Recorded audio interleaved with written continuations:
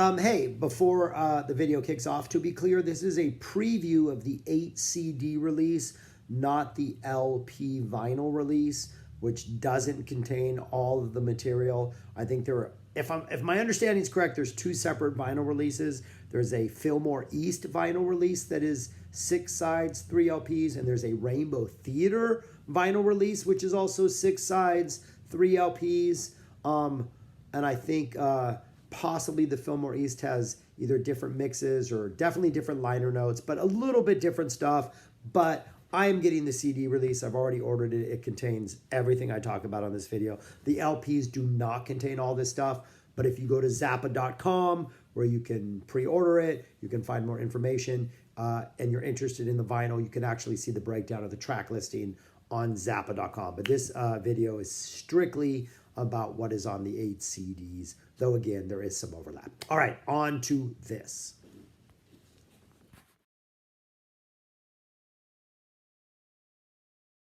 What's up, people? My name is Shaggy, the Opinionated Hippie. Pretty much devoting this entire channel to reviewing Frank Zappa albums and tours and concerts and bands that are tangentially, sounds weird, related to Frank Zappa. Done a bunch of Dead reviews because there's a Zappa connection there, plus other stuff. But today we're talking about the newest Zappa Family Trust release, one that I have to admit I did not see coming, though I probably should have. The Zappa Family Trust has been very, I'm not going to say predictable in their releases, but very releasing things in what I think is a very awesome fashion. Going back quite a ways, they released Mofo, The Making of Freak Out, Zappa's first album. Unfortunately, they skipped Absolutely Free. We didn't get an Absolutely Free release, Frank's second album. I think there might be a reason for that. I'm forgetting it, or maybe there isn't. I don't know. But then we got Lumpy Money, which was Lumpy Gravy, Wanting It for the Money. We got Greasy Love Songs, which is Cruising with Ruben and the Jets. Then we got Meat Light, which was Uncle Meat. We got the Hot Rat Sessions, which also kind of covered Burnt Weenie Sandwich and Weasels Rip My Flesh and Chunga's Revenge to some extent. Then we got Mother's 1970 back in 2020 on that 50-year anniversary. Last year, we got the 200 Motels release within the last couple months, 50th anniversary of that release. So I was thinking it's 2022. We're going to skip right ahead to 1972. Maybe we'll get a 50th anniversary release of like a grand Waka Jawaka Wazoo, maybe a complete Petite Wazoo show, bunch of really good like outtakes, some good Sal Marquez studio jams, stuff like that. But no, they're throwing us a curveball in that they're continuing in that same, and in that mix, there was Crux of the Biscuit. Like all of a sudden we were doing apostrophe in there. But then we went back to the order at some point. So now we are at Mother's 1971, which is obvious. Of course it's Mother's 1971. It should be Mother's 1971.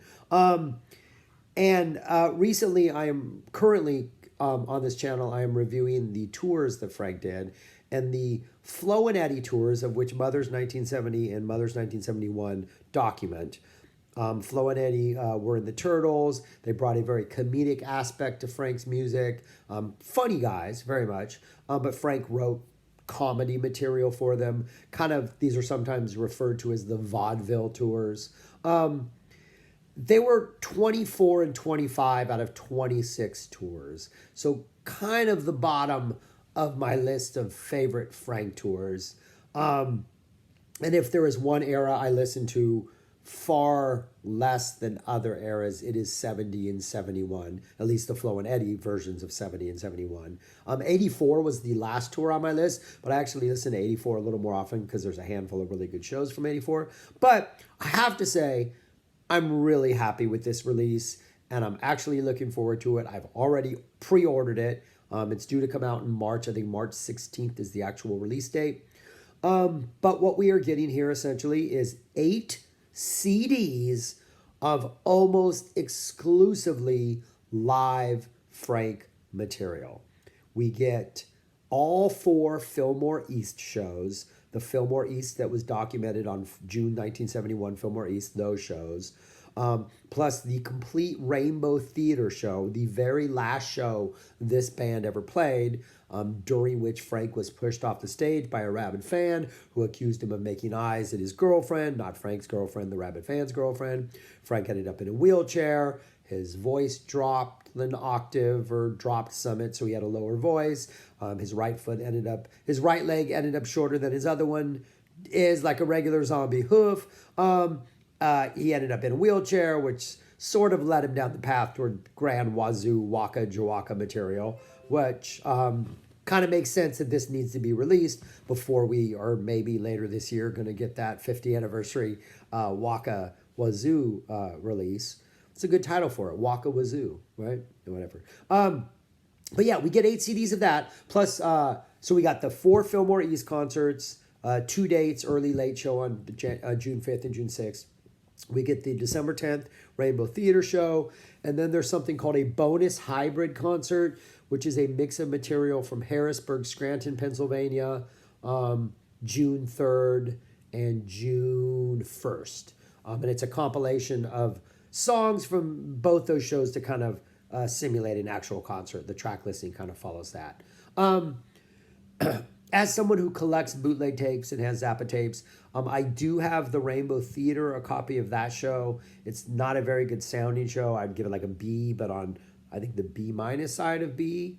I don't know if there's been an upgrade in the last 10 years or so. I have an old copy I got 20 years ago. I don't have anything from the Fillmore East other than what's been officially released.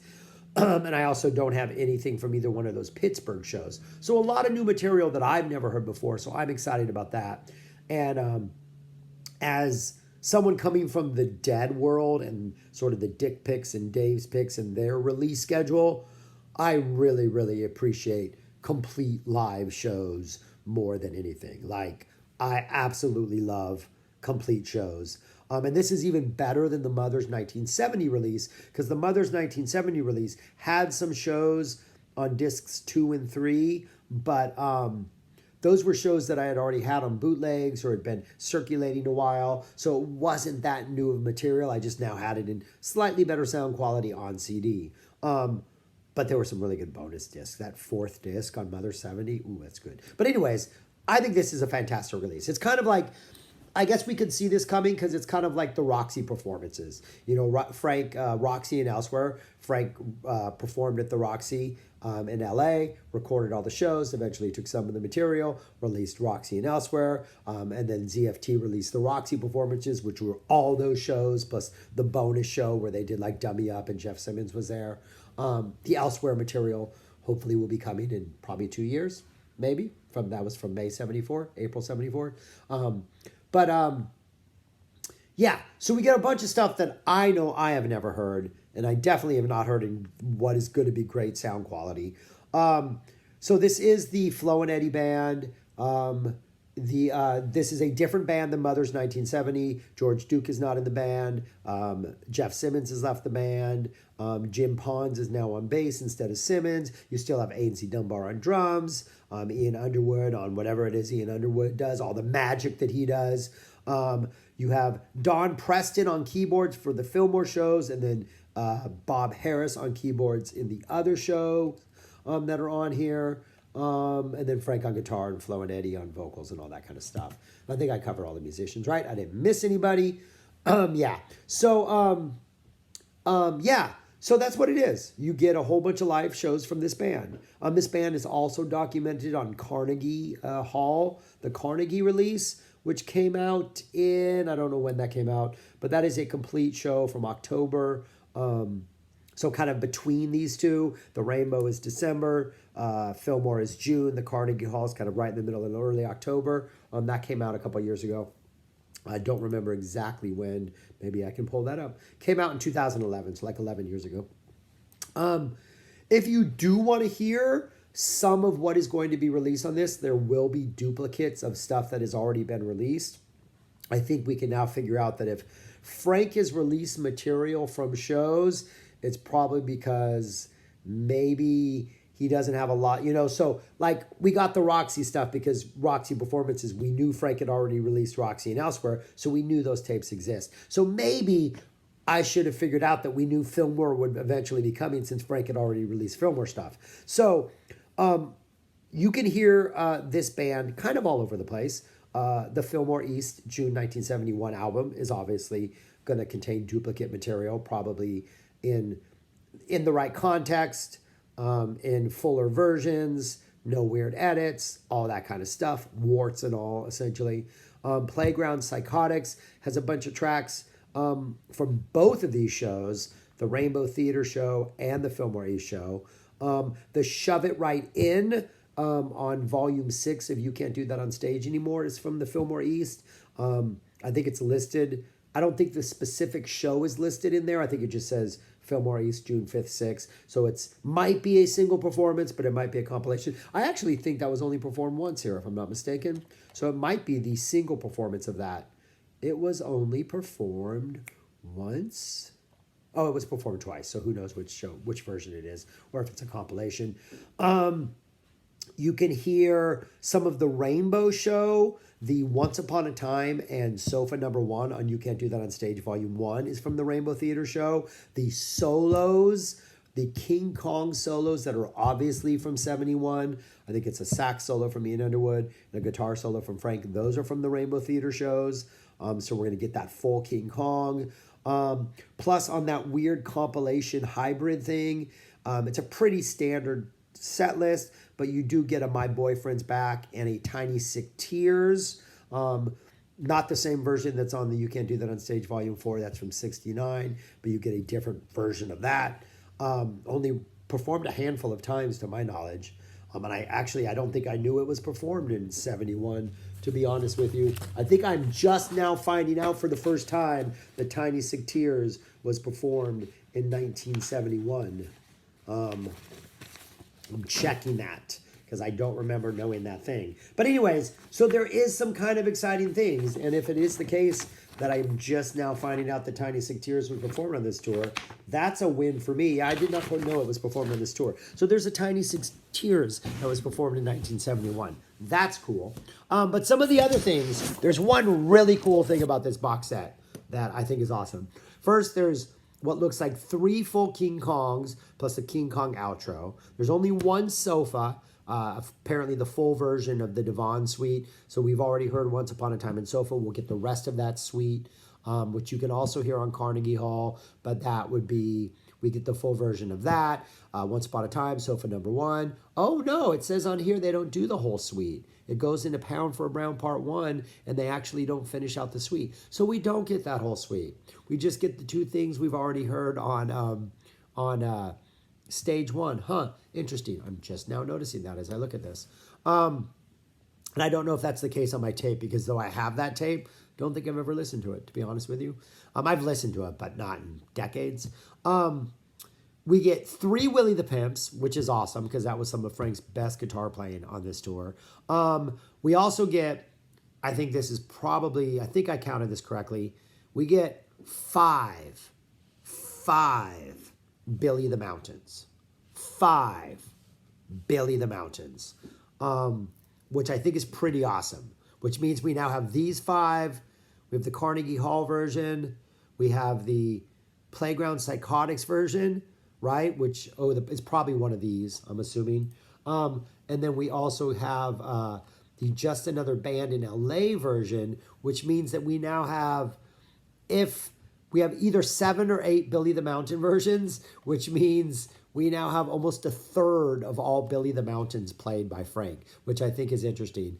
And this song definitely didn't, it grew and it changed, and it, Flo and Eddie would change the things they joked about from city to city to reference whatever city they were in. There were little musical things that were just kind of tweaked. So I'm really excited to sort of, at some point, listen to all 5 of these versions and like compare the differences and like go down that rabbit hole and really just kind of figure out just how sort of organic Billy the Mountain was and how much freedom Flo and Eddie did have to change things night to night.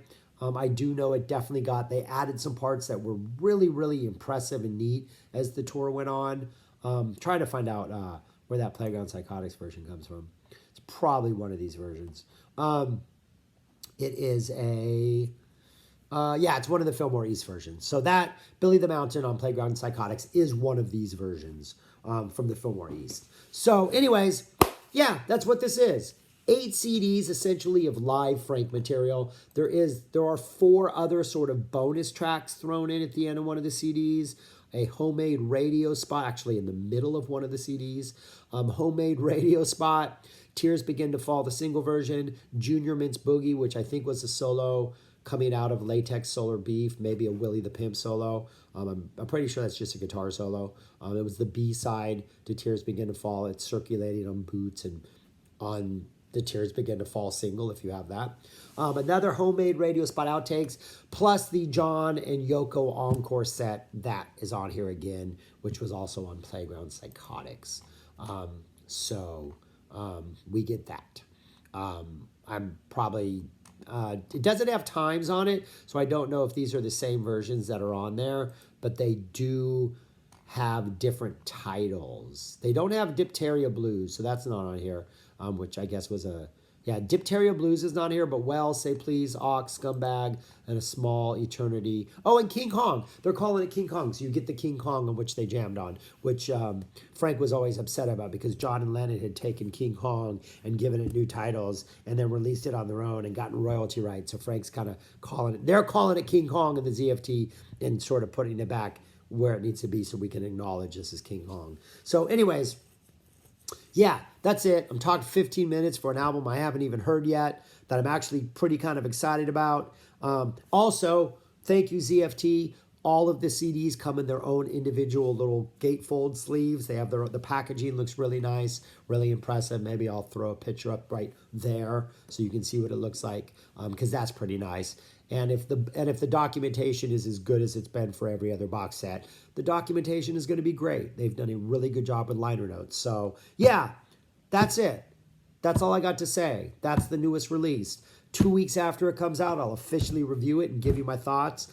But yeah, if you have comments about this, things I messed up, try to throw out a lot of information in a really quick pace. I haven't really researched this, but I just got home and I'm kind of excited that we have our next release. So anyways, thanks for watching. Comments below. Let me know what you think, all that kind of stuff.